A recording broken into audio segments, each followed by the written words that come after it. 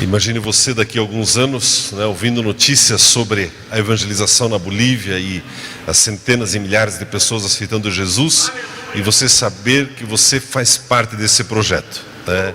É uma coisa extraordinária que Deus nos permite viver. E a nossa oração, assim como foi da vez passada com esse caminhão, é comprar tudo novo, tudo zerinho, né? Eu não menosprezando as coisas mais antigas, né? Mas eu prefiro um caminhão assim zerinho, porque o pessoal olha, pastor, por que o palco do caminhão está torto? Não, é para pegar na saída. Essas coisas a gente já quer evitar, né? Vamos orando para o caminhão pegar e tal. Então, não, já ora, já abençoa no começo, e queremos honrar o Senhor Jesus com esse equipamento. Semana passada nós compartilhamos uma palavra sobre o arrebatamento, e eu quero continuar nesse assunto com você. Eu creio que os dias que nós estamos vivendo são muito propícios para nós refletirmos sobre isso. Há uns meses atrás o pastor Pio pregou sobre isso, eu gostei muito da mensagem. Eu vi mais alguns textos sobre isso e eu creio que vai edificar muito a nossa vida. E a minha intenção é exatamente que você se apaixone cada vez mais pela vinda do Senhor Jesus, que você fique cada vez mais desejoso da vinda do Senhor Jesus. Mencionamos na semana passada que algumas pessoas, alguns cristãos, quando eles estão em situação de angústia e aperto, eles dizem, Senhor, venha logo, Senhor, antes que vença aquela conta, Senhor, né? Mas o outro que está para tirar férias, Senhor, vem só daqui a 30 dias. Está tudo errado, tudo confuso isso, não tem nada a ver, né? Nós temos o privilégio de ter a expectativa do arrebatamento, da vinda do Senhor Jesus, todos os dias da nossa vida. Amém, queridos? E eu quero ler para a nossa introdução Mateus, o capítulo 24, os versículos 25 ao 27. Eu gostaria que você acompanhasse comigo. Mateus, capítulo 24, os versículos 25 ao 27. A palavra de Deus nos diz assim: prestai atenção, eu vos aviso antecipadamente. Portanto, se vos disserem, olhai, ele está no deserto, não saiais, ou olhai, ele está no interior da casa, não acrediteis. Pois assim como o relâmpago sai do oriente e se mostra até o ocidente, assim será também a vinda do Filho do Homem. Na semana passada nós conversamos sobre isso, e a Bíblia ela é muito clara em dizer que ninguém sabe o dia e a hora. No entanto, existem evidências, existem sinais que o dia se aproxima. Nós não vamos entrar no detalhe disso, mas para você saber, o arrebatamento é um acontecimento e a segunda vinda de Cristo é outro. Pastor, qual é a diferença? Basicamente, no arrebatamento, nós vamos encontrar o Senhor Jesus e vamos subir com Ele. Na segunda vinda, nós vamos vir junto com o Senhor Jesus para reinar sobre a terra. São dois eventos distintos, ok? Alguns teólogos dizem, não, está tudo dentro do mesmo evento que não está sujeito ao tempo, mas para nós entendermos, são dois eventos distintos. Muito bem. E a Bíblia, ela me dá sinais de que esses dias estão para acontecer. Eu gostaria que você acompanhasse comigo Mateus 24, do 36 ao 39. Olha o que diz a palavra de Deus nesse texto. Quanto ao dia e hora, ninguém sabe, nem os anjos do céu, nem o Filho, mas somente o Pai. Como foi nos dias de Noé, assim será também a vinda do Filho do Homem. Pois assim como nos dias anteriores ao dilúvio, comiam, bebiam, casavam e davam-se em casamento, até o dia em que Noé entrou na arca, e não o perceberam, até que veio o dilúvio e levou todos.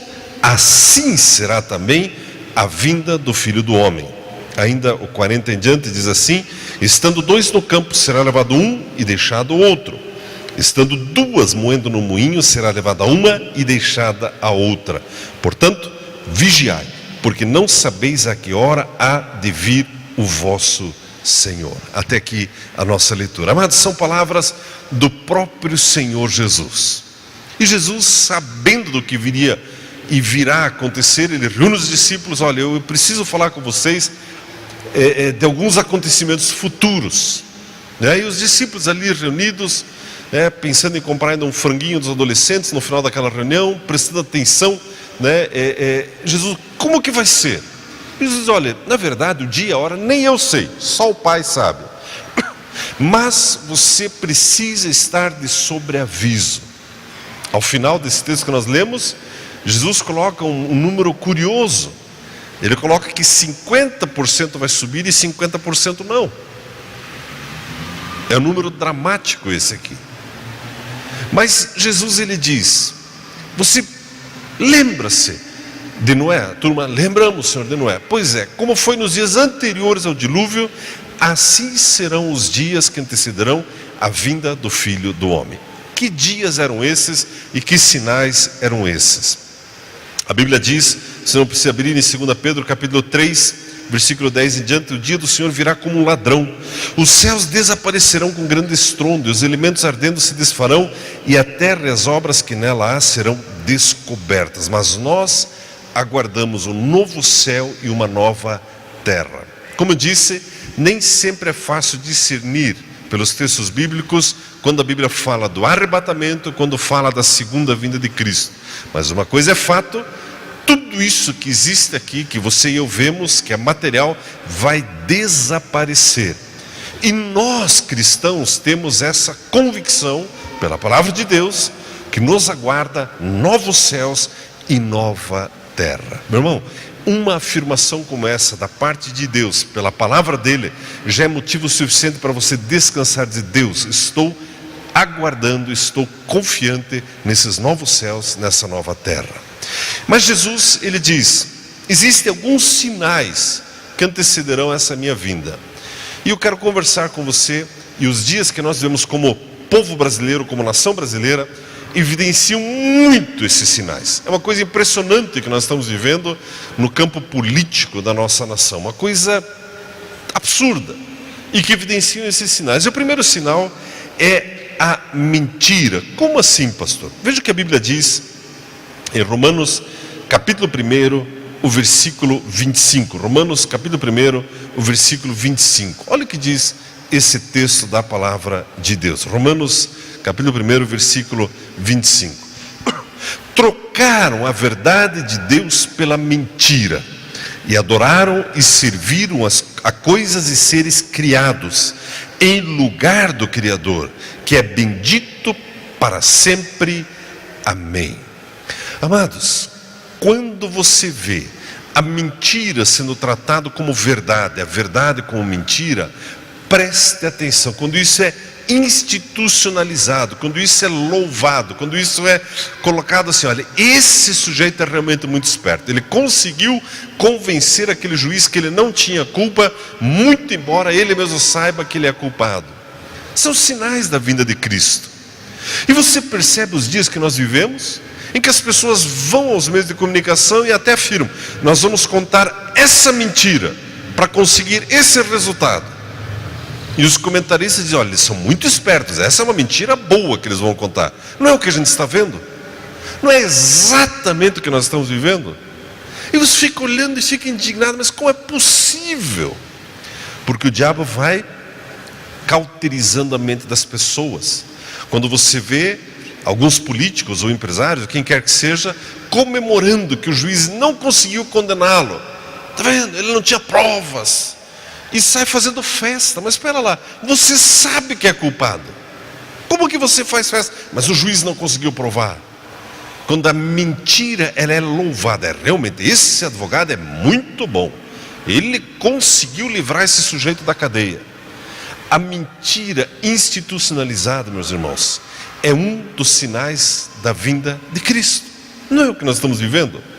A Bíblia diz, nesse texto de Romanos, quando a criatura é mais importante que o Criador, são algumas evidências.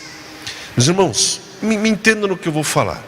Outro dia, aliás, fazendo um parênteses, uma bênção aqui em São José dos Pinhais, foi criado um Conselho de Desenvolvimento Econômico, a Associação Comercial e Industrial da cidade, mais o Sebrae, mais a Prefeitura, e nós fomos convidados para participar de alguns encontros acerca disso. E aí veio lá um senhor já de mais idade do Sebrae, ele entrevistou várias lideranças e me chamaram também. E aí eu fui lá para representar as igrejas e tal, e ele perguntou, o que o senhor tem de projeto para a cidade? Eu tenho vários projetos, e compartilhei com ele os projetos na área social. E um que eu dei muita ênfase era sobre o cuidado com idosos. E desenhei o projeto para ele lá, ele ficou assim, mas isso é maravilhoso. Eu falei, eu sei que é, só precisa fazer. E aí fui compartilhando e ele foi perguntando, tá, mas e na área ambiental, assim, o que o senhor teria para dizer da cidade? Eu falei, nada. Não, mas nada. Pensei, bom, se plantar uns pés de ameixa, eu acho bom, porque eu gosto de comer ameixa, né? Mas fora isso, nunca pensei na área ambiental da cidade, no paisagismo e tal. Não, mas o senhor não teria? Eu falei, bom, na verdade eu teria uma sugestão. Pois não, daí ele pegou a caneta para anotar. Eu falei, se eu fosse assim, né, o prefeito ou o sujeito do meio ambiente, a primeira coisa, eu compraria uma motosserra bem grande, procuraria o pinheiro mais antigo da cidade e cortaria. O senhor vai preso na hora! Ele falou assim, ficou nervoso? Eu falei, pois é, por causa de um pinheiro, a sociedade reage exatamente como o senhor está reagindo. Mas em relação aos idosos, às crianças abandonadas, vocês não fazem esse barulho. Aí ele ficou me olhando, mas o senhor não pode falar desse jeito. Por que não? Isso mostra a inversão de valores que nós estamos vivendo. Não é verdade, meus irmãos? Imagina você cortar um pinheiro, meu irmão. Fuja 10 anos, por 5 gerações, porque vão querer prender você com algemas, assim, até no nariz. Mas se você deixar uma criança morrer, ou abortar uma criança, não, você é um cara moderno, você é liberal, você percebe a inversão de valores? Não é uma coisa doida que a gente está vivendo? Aliás, o diabo ele tenta entrar com essa mentira na tua casa também. Quando você dá muito valor para o totó, para aquele cachorrinho, cuidado com isso. Tem muita gente adorando o cachorro. Meu irmão, a não ser que ele seja um idoso, frágilzinho, se deixa ele dentro de casa, mas senão ele dorme lá fora, meu irmão. E ele se vira, ele é todo peludo, não se preocupe. Não, pastor, mas imagine, né? Ele dorme comigo na minha cama. Não tem disso, meus irmãos. Quando você está gastando com a ração do cachorro, brinquedinhos para o teu cachorrinho, porque senão ele vai ficar traumatizado se ele não tiver aquele brinquedo para ele. Não, cuidado, isso é uma mentira que o diabo está pondo na tua cabeça. É um cachorro, o nome já diz tudo. Aliás, eu venho de uma época que cachorro era meio assim, ou come a polenta ou vai vir outro no teu lugar, acha o caminho da rua. Não era assim, mas agora é ração. Não, por favor, não me diga que você esquenta no micro-ondas a ração do cachorro. Aí eu preciso conversar com você no gabinete hoje ainda. Não é assim, irmãos. Mas não tem gente idolatrando o bichinho? Ufa, ainda bem que o pastor não falou do gato. Já vou chegar no teu gato também, né? Gato é mais do mal ainda. Esse é suspeito, né? O jeito que ele te olha, você já fica meio desconfiado assim, porque não é assim, irmão. A Bíblia diz que são mentiras, são dias pesados que vivemos, em que a criatura é mais valorizada que o Criador. A tal da arara azul. Pensa um bicho que irrita a gente, não é verdade?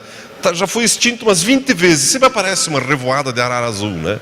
Não, mas vamos adorar a arara azul. Irmão, pega a motosserra, escolhe onde é o ninho.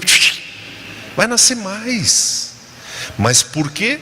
Porque o diabo ele coloca isso e as pessoas ficam olhando para baixo, para aquilo que é passageiro. O primeiro sinal que nós vemos, a Bíblia diz no Evangelho de João, no capítulo 8, é a mentira institucionalizada, uma inversão de valores. Você imagina, amados, a pessoa vai presa por cortar uma árvore, mas é aplaudida por abortar uma criança. Aonde nós estamos? Não é inacreditável isso? Não é uma coisa maluca?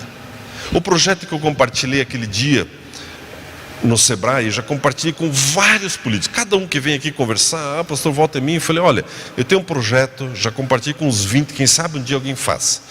E é o seguinte, é um daycare para idosos. Como assim? Você sabia que um dos maiores dramas para uma família é quando o papai e a mamãe ficam muito idosos e precisam de cuidado e não tem quem cuide? A família tem 2 caminhos, ou larga num asilo, né, mal cheiroso, fedorento, um lugar ruim, um lugar desajeitado, né? Cheio de gente morrendo, triste. Larga lá e esquece lá. Ou aqueles que tentam ajudar, um membro da família para de trabalhar para cuidar do idoso em casa, para dar banho, para pôr na cadeira. É uma pessoa menos trabalhando e é uma família inteira desgastada com aquele peso. O meu projeto é o seguinte: imagine você, tantas igrejas que nós temos na cidade, que durante a semana normalmente estão vazias. Então imagine você fazer esse projeto, que a família às 7 horas da manhã traga o idoso para a igreja, onde tem lá um enfermeiro, tem lá uma nutricionista, tem lá, enfim, um pessoal entre voluntários e contratados. Ele passa o dia inteiro na igreja, na presença e na companhia de outros idosos, de voluntários da igreja. Aquele membro da família pode trabalhar normalmente, ele tem aquele descanso durante o dia, porque é pesado cuidar de alguns idosos. 6 horas da tarde, 7 horas da noite, passa na igreja, leva o idoso para casa e cuida dele na família dele. Não é um projeto maravilhoso? Esse idoso ele pode passar o dia inteiro na sua velhice na igreja, conhecendo pessoas de Deus, saindo da casa dele. Os voluntários podem servir essas pessoas, as crianças podem vir gastar tempo com eles, e a família toca a sua vida normalmente. Não é um projeto interessante? Foi esse o projeto que compartilhei naquele dia. Mas aonde estão as pessoas para dar ouvidos a esse tipo de projeto? Não, mas vamos defender as árvores, o pinheiro. Lembra quando você era criança, já diziam que ia acabar o pinheiro? Lembram disso ou não? Olha, teus filhos nem vão conhecer o pinheiro. Irmão, tem pinheiro, tem espinho, tem pinhão à vontade. E olha, a gente come pinhão bastante, não é verdade? Não é interessante? Mas é um dos sinais, a inversão de valores, a mentira institucionalizada. Um segundo sinal que a Bíblia nos fala, gostaria que você olhasse novamente o texto de Mateus 24, 37, diz assim: como foi nos dias de Noé, assim será também a vinda do Filho do Homem. Pois, assim como nos dias anteriores ao dilúvio, comiam e bebiam. Mas nós também comemos e bebemos. Do que a Bíblia está falando? Amados, a Bíblia está falando de um espírito de egoísmo, aquele desespero por ter mais do que o próximo. Veja o que a Bíblia fala sobre isso em Romanos capítulo 14, versículo 17. A Bíblia diz, nesse texto: pois o reino de Deus não é comida e bebida, mas justiça, paz e alegria no Espírito Santo. Amados, a nossa principal ênfase da nossa vida não é comida e bebida. Mas você já percebeu como no mundo que nós vivemos, a comida e a bebida é algo a ser idolatrado? Já percebeu isso ou não? Você já percebeu como proliferar nos últimos anos programas de culinária? Por exemplo, vou te dar um exemplo. Eu não tenho paciência, eu me irrito cada vez que eu vejo aquele tal do Masterchef. Já viu aquilo não? Uma tensão, uma grosseria, pessoal grosso, né? O cara fica lá 1 hora preparando um troço lá dele, pega lá o juiz lá, o jurado lá. Que horrível isso aqui. Como que é horrível, meu irmão? Só tem coisa cara naquele troço lá.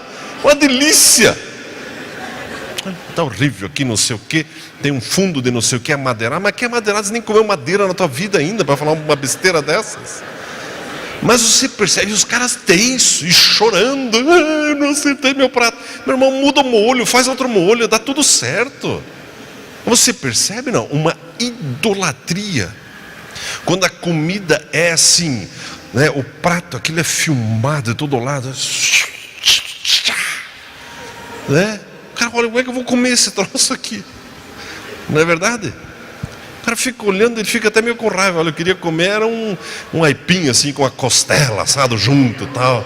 Como é que eu vou comer esse troço aqui? Bota flor no meio. Já viu não? Mistura flor com morango, com uns bichinhos vivos, uns micróbios andando ali, umas larvinhas, um troço. Mas a comida sendo idolatrada. Não é o que nós vivemos? Observe esses programas. Uma tensão, irmão. Gente quase infartando porque errou a receita lá, não sei o que, não sei o que. Nos dias anteriores ao dilúvio era assim. A comida era assim algo muito, muito importante. Importante demais. Mais importante que outras pessoas e que o Criador. Arno, mas eu não sou assim. E se eu encorajar você a fazer um jejum de pelo menos um dia? Não, pastor, está amarrado. Não. Isso não é de Deus, isso é Antigo Testamento, isso é lei, isso é do mal, é do diabo, pastor. Calma, irmão, calma. É um jejumzinho só. Você percebe como a comida tem uma importância muito grande? Exagerada. Então não é para comer, é para comer, o que a Bíblia diz? Receba com ação de graças. É assim que a gente come. Imagine, se você fosse um jurado do Masterchef, um dos postulantes ao prêmio, coloca lá um prato na tua frente, lá um pudim, não sei de quantas cores e tal. Sabe o que você deveria fazer? Jesus, obrigado, Jesus, e pá, come aquilo lá. Mas não, está horrível, não sei o que, oprimindo. Egoísmo. A Bíblia fala, amados, que o reino de Deus, ele não é comida e bebida. A Bíblia diz também, em Mateus 6, versículo 25, não se preocupe com a sua própria vida, quanto ao que você vai comer, ou beber, ou vestir. Não é a vida mais que o alimento, mais que a proteção? Mas você percebe os dias que nós vivemos?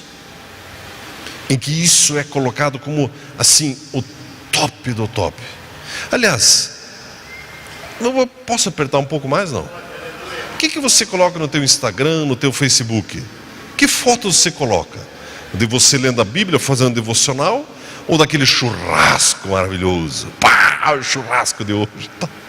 Isso diz muito dos dias que nós vivemos, meu irmão. Não é assim? Ô pastor, mas aí agora, eu fui ontem com um churrasco, achei tão bom. Pois é. Põe uma foto, você entregando um folheto do Jesus é Mais, alguma coisa assim.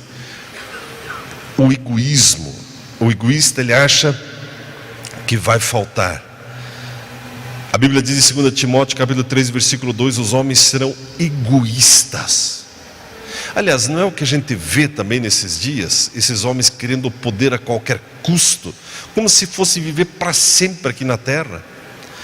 Quero lembrar e encorajar de orar para a nossa nação, que sejamos livres desse espírito de egoísmo desenfreado que está agindo no Brasil. Mas esse é um segundo sinal. Quando você percebe essa idolatria para a comida, cuidado com isso. Cuidado com isso. Eu não sei cozinhar nada. Mal e mal sei fazer uma pipoca. Ainda bem que a Verinha cozinha bem. E eu admiro homens que sabem cozinhar. Eu fico impressionado, né? E tem homem que sempre tem um coentro em casa. Eu tenho o meu próprio coentro. Mas o que é coentro? O que é isso? Né?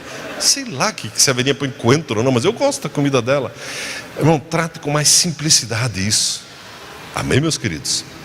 Terceiro lugar. Terceiro lugar.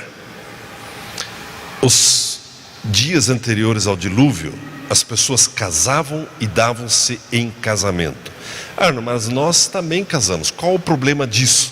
Por exemplo, essas flores bonitas que estão aqui, que nós tivemos um casamento aqui sexta-feira. Tempo gostoso, abençoado. E é de Deus. Mas por que a Bíblia está falando em forma de condenação sobre aqueles dias antes de Noé? Porque está falando de uniões antinaturais, não naturais. Veja o que a Bíblia diz em Gênesis, no capítulo 6, do versículo 1 ao 6. Eu não vou entrar muito no detalhe, mas isso aqui é importante você saber, nós identificarmos isso. Gênesis capítulo 6, do 1 ao 6. Olha o que diz esse texto. Quando os homens começaram a multiplicar-se na terra, e lhes nasceram filhas, os filhos de Deus viram que as filhas dos homens eram bonitas, e escolheram para si aquelas que lhes agradaram. Então disse o Senhor: por causa da perversidade do homem, meu espírito não contenderá com ele para sempre, ele só viverá 120 anos. Naqueles dias havia nefilins na terra. E também posteriormente, quando os filhos de Deus possuíram as filhas dos homens, e elas lhes deram filhos, eles foram os heróis do passado, homens famosos. O Senhor viu que a perversidade do homem tinha aumentado na terra, e que toda a inclinação dos pensamentos do seu coração era sempre e somente para o mal. Então o Senhor arrependeu-se de ter feito o homem sobre a terra, e isso cortou-lhe o coração. A Bíblia está mencionando algo aqui curioso.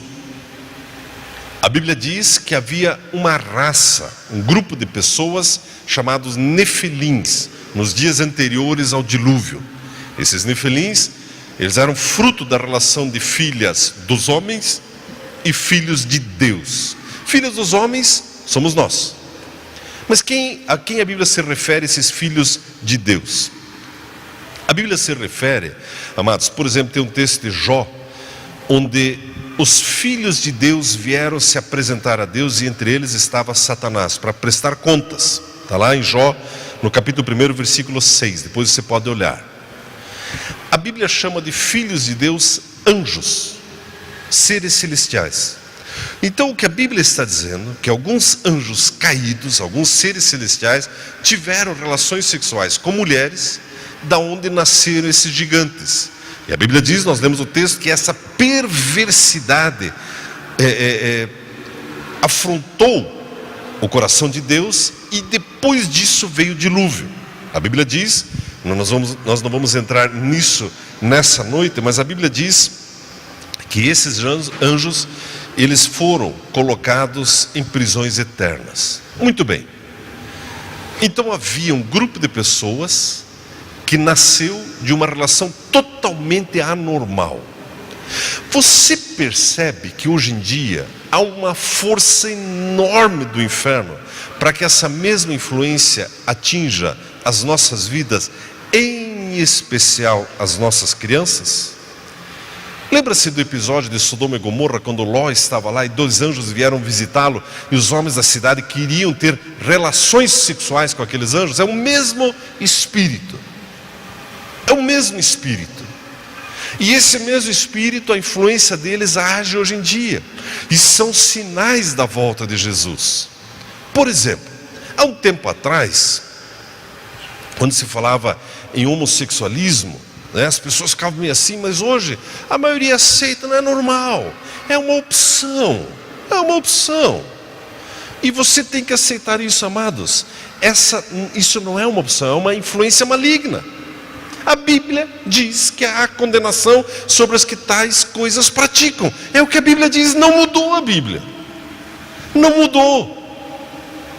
É o mesmo espírito de Sodoma e Gomorra. Homens inflamando-se uns com os outros em sua sensualidade. Sobre eles há condenação, a Bíblia diz isso. Mas esse espírito vai agindo. Aí passa mais um tempo, você e eu somos confrontados e afrontados com a tal da ideologia de gênero, em que o grupo de pessoas querem pegar as crianças a partir de 5, 6 anos de idade e confundir a cabeça delas. Não, você pode ser menino, pode ser menina, tanto faz. Não existe isso, irmão. A Bíblia criou um macho e fêmea. Deus criou um macho e fêmea. Só que é um espírito e que vem trazer essa confusão. E desde a infância as crianças, bom, então eu posso me relacionar sexual. Outro dia eu li uma reportagem sobre isso. Tem um grupo de doidos dizendo o seguinte: há um bebezinho já com 7 meses, você já tem que fazer algumas massagens na genitália dele, tanto menino como menina, para já ir preparando eles para a vida sexual. Olha onde que chega a loucura. Agora já se fala que pedofilia não pode ser criminalizado. É uma doença, afinal de contas, o cara lá com 60 anos, se ele gosta de uma menina de 12, qual o problema? Se ele quer uns 5 meninos de 7, 8 anos, qual o problema? Aliás, é bom para desenvolver a criança. É o mesmo espírito, amados, de relações e casamentos e uniões não naturais. E isso está vindo cada vez com mais força sobre a humanidade. Não é o que nós estamos vivendo? Não é exatamente o que nós estamos vivendo? Essa cantora, que lançou essa campanha do Ele Não, que moral que tem, irmão? Era casada, tem filhos. Não, agora eu vivo com outra mulher. É tão lindo, o amor é lindo, mas isso não é natural. É o mesmo espírito daqueles dias agindo sobre a face da terra. Agora, não bastando isso, Já existem países legalizando o casamento com animais. Agora você imagina um cachorro, um pastor alemão, entrando de véu e grinalda num lugar lá. Ele está pensando, escuta, vai ter uma raçãozinha, uma polentinha, o que vai ter? Vai pensar, oh, meu totozinho. E leva para a cama e tem relações sexuais com o bicho, irmãos. Isso não é natural, pode falar o que for, não é natural. É a influência desses mesmos espíritos pré-dilúvio. Mas você pode também casar com uma árvore se quiser, né? Achei tão pinheiro, vou casar com pinheiro. Ai, esse pinheiro, não vou casar com essa flor aqui. Oh, eu te amo. Oh. A gente acha ridículo, mas é o mesmo espírito, meus irmãos. Por que eu falo tudo isso para você? A Bíblia diz em Mateus 24, 38. Assim como nos dias anteriores ao dilúvio, comiam, bebiam, casavam e davam-se em casamento. As pessoas fazem o que fazem porque acham que não vão prestar contas. As pessoas estão fazendo o que estão fazendo porque acham que não vão prestar contas. Mas a Bíblia diz, até o dia em que Noé entrou na arca. Meus irmãos, Jesus vai nos buscar. Esse dia está chegando. Você e eu, enquanto estamos aqui, temos basicamente duas coisas para fazer: andar em santidade, vigiar e arrebanhar o maior número possível de pessoas. A Bíblia diz que as pessoas não perceberam que Noé entrou na arca. Não perceberam. E levou a todos condenação eterna, meus irmãos. A Bíblia diz ainda, nesse texto, assim será também a vinda do Filho do Homem. Estando dois no campo, será levado um e deixado o outro. Estando duas moendo no moinho, será levada uma e deixada a outra. Portanto, vigiai, porque não sabeis a que hora há de vir o vosso Senhor. Entendei, pois, isso: se o pai de família soubesse a que hora viria o ladrão, vigiaria e não deixaria que sua casa fosse arrombada. Por isso, estai vós também atentos, porque o Filho do Homem virá na hora em que não esperais. O que eu quero, assim, que o Espírito Santo marque o teu coração: o Filho do Homem virá. Diga para a pessoa que está do teu lado: Jesus virá. Ele virá. Mas isso é um fato. E nesses dias que nós vivemos, né, de tanta mentira, tanta adoração às coisas criadas ao invés do Criador, a gente fica assim aflito, e com razão. Mas a nossa esperança, ela está na eternidade. Amém, meus queridos? Enquanto caminhamos aqui, a Bíblia nos ensina: ande em santidade e arrebanhe o maior número possível de pessoas. Esteja atento a isso. Fale com o Espírito Santo. No seu grupo familiar essa semana, conversem sobre isso. Eu quero convidar você a ficar em pé, por gentileza. Olá, você foi edificado, Verinha, com essa mensagem? Fui. Eu espero que você também tenha sido edificado. A Verinha e você podem se inscrever no nosso canal do YouTube e você pode compartilhar com seus amigos, assim como a Verinha vai fazer. E você também é muito bem-vindo para nos visitar em uma de nossas celebrações. Deus abençoe a sua vida.